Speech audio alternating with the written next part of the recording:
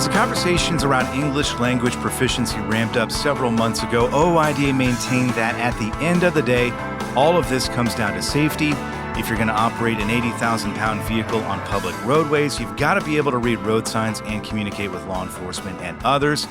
And while much of the focus has been on the drivers who don't speak English well enough to pass the test, there's also been a spotlight on the carriers hiring them, and that is something Professor Alex Scott recently drilled down into. Alex is an associate professor of supply chain management at the University of Tennessee-Knoxville, and he joins us on the line now. Professor Scott, thanks for joining us. How are things in Knoxville today? Yeah, it's a beautiful day. A little bit rainy, getting a little bit cold that time of year, but fall's the best in my opinion, and looking forward to trick or treating on Friday. I share that sentiment as well. Are you going around trick or treating? You got some kids, or you're not trick or treating yourself? I would assume. Well, no, I'm a little past those days. I got 3 of them. There's the age where I can let them kind of run around with their friends, kind of loosely follow, so it gets more fun when it's like that. Yeah. Yeah, that'll be great. Sounds good. Well, I'm looking forward to talking with you about your study. Before that, though, I want to talk about you a little bit here. And you've got an interesting background, just kind of looking at your bio there. Quite a bit of experience in the transportation sector, it looks like. Tell us a little bit about your career before getting into academia. Yeah, absolutely. So I have an engineering background, and I'd say my first meaningful experience after college was at J.B. Hunt Transport, the large trucking company. And, I was not expecting to go into trucking necessarily, but I took the job, and it was a fascinating, great place to work. And really, I kind of fell in love with the trucking industry this was back in the mid-2000s. And then I worked for another, 7-8 years. I was consulting for a while and got to do a lot of fun stuff. And then I came back to academia and got a PhD at Penn State, and just kind of came back to what I knew and what I thought was interesting, and came back to transportation in general, transportation and logistics in general, but I do focus on the trucking industry a lot. Yeah, it's funny how you kind of catch that bug. Some people catch that trucking bug, and it never really leaves them, and it sounds like you're one of those people. Yeah, absolutely. I mean, on the surface, it seems so simple, right? When the general population, I think, uses it so simple. You move something from one point to another. But when you really understand the industry, it's a lot more complicated than that. All kinds of issues that pop up. Yeah. Speaking of an issue that has popped up in recent months, and I think that is probably an understatement at this point, English language proficiency. You recently put out a study, and its title is essentially a question here: are English language violations associated with unsafe carriers? I will of course answer that question here in just a moment. But I have to imagine that when the conversations on this topic started popping up, that's kind of what led you down this path to this study? Yeah, so really, you could probably go back a couple of years ago. I, through various conversations, started hearing the term non-domiciled CDL. Yep. And I don't know about you, but, even having been in the industry for almost a couple of decades, I'm not really, when you had those conversations, I had to act like I knew what the person was talking about, right? And then go Sure. look it up. Yeah. So I really hadn't heard that term much up until a couple of years ago, but then it starts popping up all over the place. And so I thought that was interesting, and it's kind of an indication of kind of a changing workforce, perhaps in trucking. And so that's been an issue I've seen and heard and read about. And then of course, and then of course there was the executive order by President Trump that started to enforce these English language requirements, which have been on the books for a long time, right? These are not new regulations. It's just that they were newly enforced. And as an academic, anytime you see, a kind of change in enforcement like that, kind of an event like that, we like to study those things because it gives us something to look at before and look at after. And actually, I have a study that OIDA actually cited and used. There's a gentleman named Todd Spencer, I think was the president of OIDA. Yep. Sometime in the past, might still be, I don't know. Yep, he still is. Yep, he's still here. Yep. Okay. Yeah, so I put out a study on the ELD mandate back in 2019, and so that was looking at how ELD changed behavior and changed safety in accidents. And actually, OIDA cited some of that research, 6 years ago. So that was pretty fun. So we look for these changes in enforcement, these events to study. And so this was a great one because all of a sudden you have this executive order that changes how we police the roads, essentially. And I think just looking through the study, I think it's important because we've been hearing the conversations, we've been hearing, I guess a little bit of debate out there. Emotions on this topic are running, pretty high, and I think for understandable reasons in a lot of cases. But on the other hand, you've got emotions on this one hand. On the other hand, you've got looking at the data and what it tells us.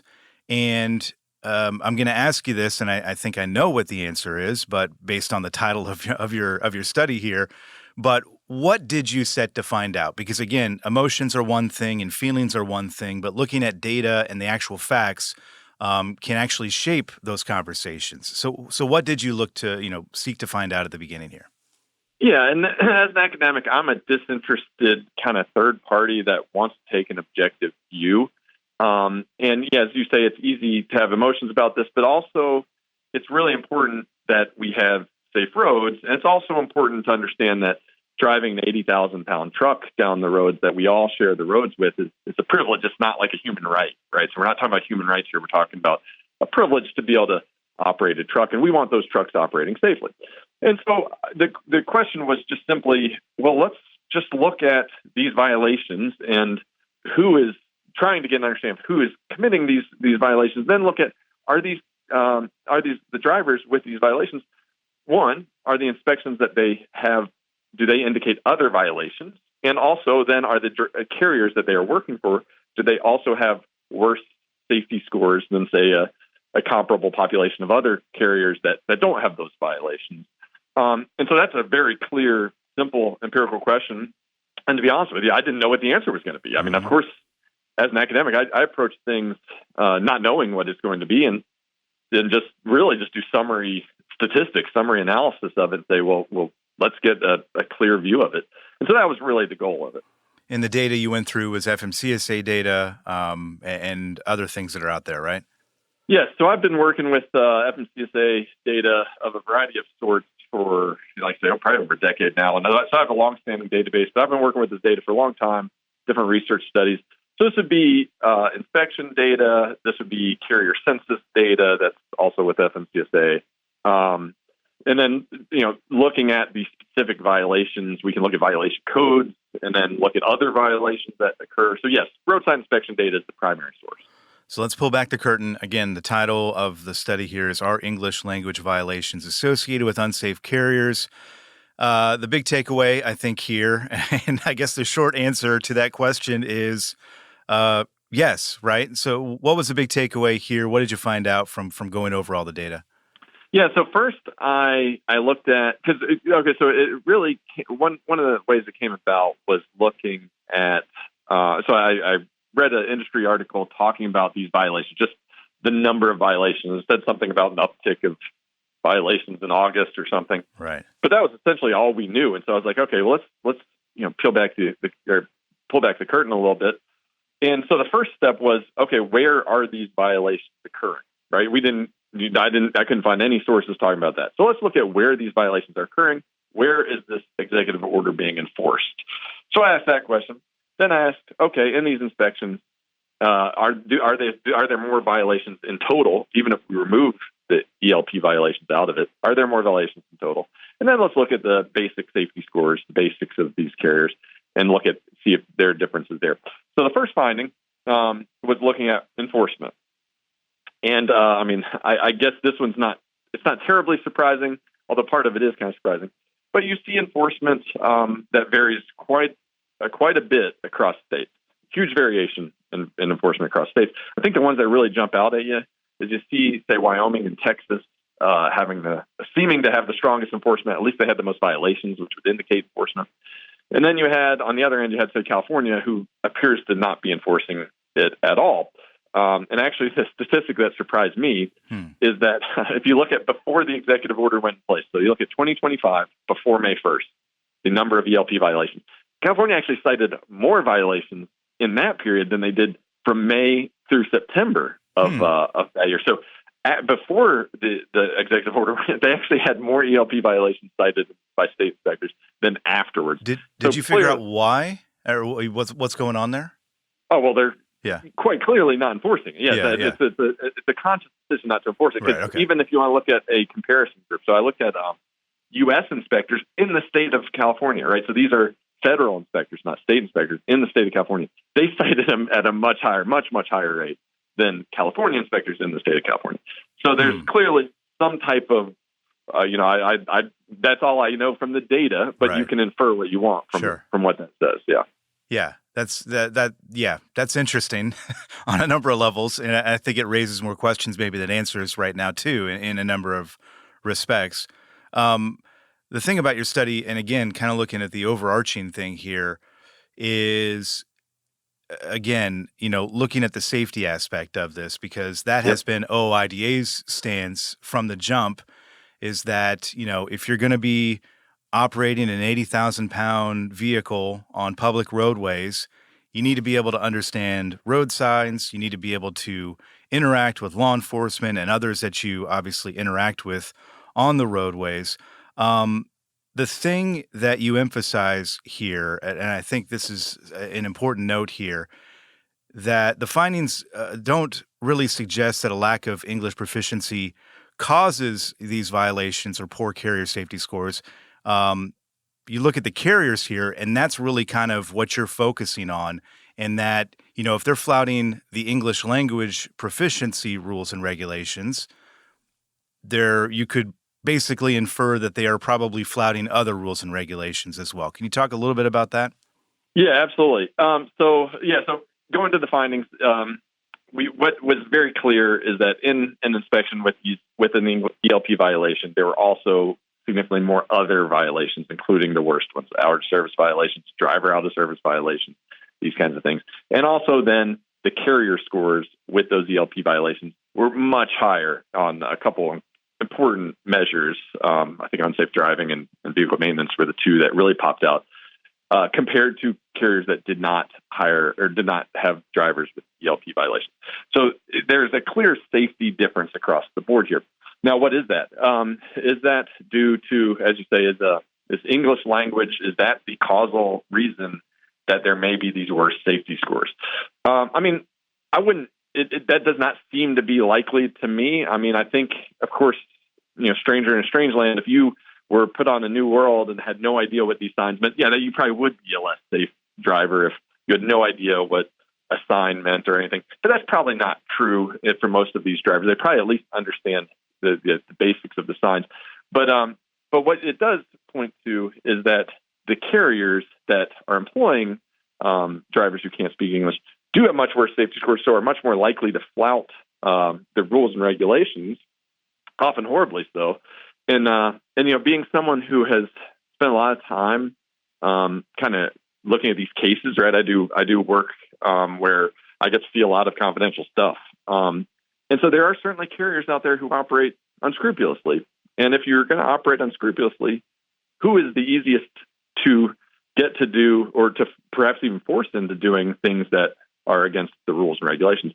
It would be probably someone who's not familiar with the rules and regulations and might not understand them at all. And so my guess would be that, there are carriers out there with poor safety management practice, perhaps doing unscrupulous things, and they are targeting drivers who might be, have an illegal immigrant status. That's certainly possible, and possibly some that don't speak the language, and then, coercing them to doing things that, are against the rules. Yeah, and that's the thing that stands out to me in that, again, all these conversations are swirling around right now, and I don't think there's maybe enough focus, and I'm not hearing enough of it, in terms of putting some of that heat on these carriers, right, who are hiring these folks. In a lot of cases, these carriers, don't care about the people that they are hiring necessarily. They're looking for, cheap labor in a lot of cases.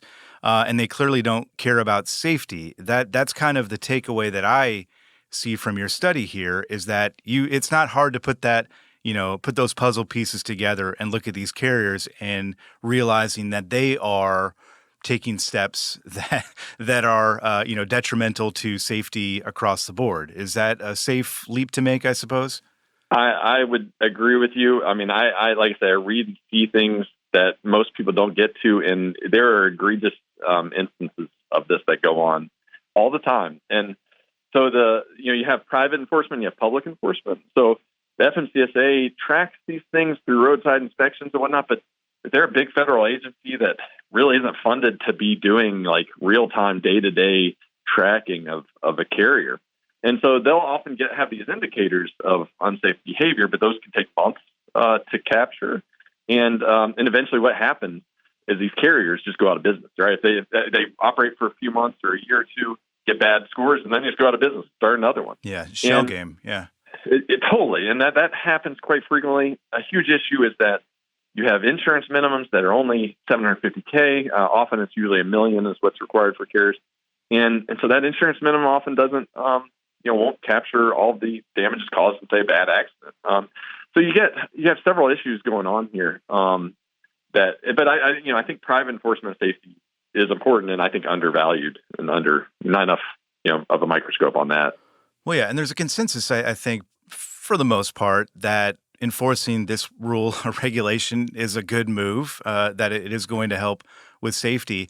I'm wondering, though, from your perspective and looking at all this data and all the conversations that you've had too, and I don't know the answer to this question, but are we just merely scratching the surface here when we're just kind of enforcing it and getting these drivers off the road? That's one step. But it seems to me that this is a more endemic problem, a systemic problem that probably needs to be addressed in a wider scale, in a different way. Again, looking at these carriers who are kind of perpetuating this thing. Where do you kind of stand on that, I suppose, and what does that look like, I guess, moving forward? Yeah, well, so I think an issue that has come to light, and this has also been a hot button issue, is CDL issuing of CDLs, and so right. You have varying levels of requirements for CDLs because they're given out by the state. And so if one state has really strict requirements, but another state has very lax requirements, well, I mean, people are going to go to the state with the really lax requirements. And then but because these people are traveling all over the country, that's effectively the requirement for a CDL. The most lax state is effectively the requirement for a CDL, because all you got to do is go get the CDL in that state and then go drive anywhere else. Right. So I think that's a huge problem that needs to be addressed. I think some standardization of that CDL process makes a lot of sense. I think more real-time tracking, or when I say tracking, I know truck drivers don't like that often. Right. So, and I'm not saying tracking in a let's micromanage somebody's life kind of way. I mean tracking in a, well, if some way capturing if someone is just perpetually speeding egregiously, that it seems like I've seen that stuff happen, and it seems like we need better ways of kind of managing that. And I do think the CDL process would be a good first step. Standardizing that. Yeah, and you mentioned the non-domiciled CDL issue earlier. There is some overlap, and quite a bit of overlap, I suppose, with regard to your studying the English language proficiency issue and the non-domiciled CDL issue, because we're looking at a system that has not been working properly for a while now. And I guess the question is, what do next steps look like? You've obviously thought about this issue a lot and looked into it a lot. I think we're going to continue to see, English language proficiency rules being enforced more and more. But what does the future look like here? Is it going to take a wide-scale change to kind of fix the system, or, I guess where are we headed here? Yeah, well, I think one change. So there's almost a combination of factors that probably has caused some of this. And again, it gets onto some hot button issues of, say, immigration and immigration enforcement, which, I'm a person who's worked with immigrants all over the place, and they add a ton of value. And so I see the huge value in controlled immigration in the United States. So there's should be nothing taken away against the immigrants in the United States. So I want to say that. But I think if you just so I think, of course, the story is that there were open borders more or less. And so then if you, over the last few years, if if you allow that, and then you have unscrupulous people who will take advantage of those workers and make them do unsafe things, then you end up with some of these accidents that we see. And I think some of that will be naturally taken care of if you have more controlled immigration, and also if you have more standardization of the CDL process. And those wheels seem to be turning, right? And so I think some of those issues will tend to go away. I think having better tracking of the drivers across carriers and throughout the system would be good. So nobody has access to that type of data except the FMCSA. But, you hear stories of a driver who was in like 3 accidents, and then he gets in another accident, that's fatal and horrible. And you're like, well, why didn't we capture? Yeah. Why didn't we realize this was going on and not allow that individual who's clearly operating unsafely to not be doing that anymore? I think you have better tracking across that. If you kind of look at FMCSA systems, like the data, you're like, I'm working with the same data, right? They used to capture the same data 20 years ago. There are a lot better ways of capturing data these days, and I think there's an opportunity there. Yeah, it's an interesting. Just the problem itself is interesting, because you get to a point where you think, how did we get here?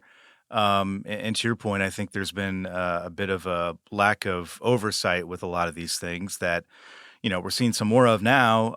But again, are we just scratching the surface? Does there need to be a wide-scale systemic change across the board? I don't have the answer necessarily, but it feels like the latter probably is true. But I don't know.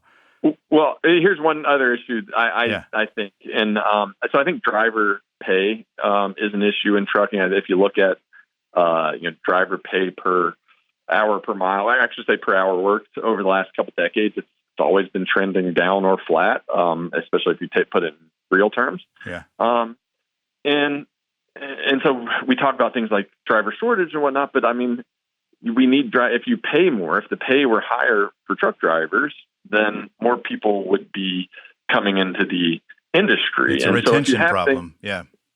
If you have things that are artificially keeping the wages down, then of course you're going to have trouble recruiting people into the industry and keeping them in the industry. So I think that's an issue. And it's a latter. It's the keeping them in the industry, right? I mean, there really isn't. There is no driver shortage, but it's a fact. The fact, all this can be kind of rolled into one thing here in terms of retention and driver pay. You're talking about English language proficiency and all these things. It all lumps into how we're treating the people who treat this as a profession, who treat it as a career, who take it seriously, and are well trained and safe drivers. In a lot of cases, we're driving those folks out because they just can't take it anymore for all the reasons that you're bringing up and we're talking about here, which is the frustrating part, I think, about all this for people who are doing things, the right way. And this is a conversation that just keeps going and going. That's the frustrating part about it.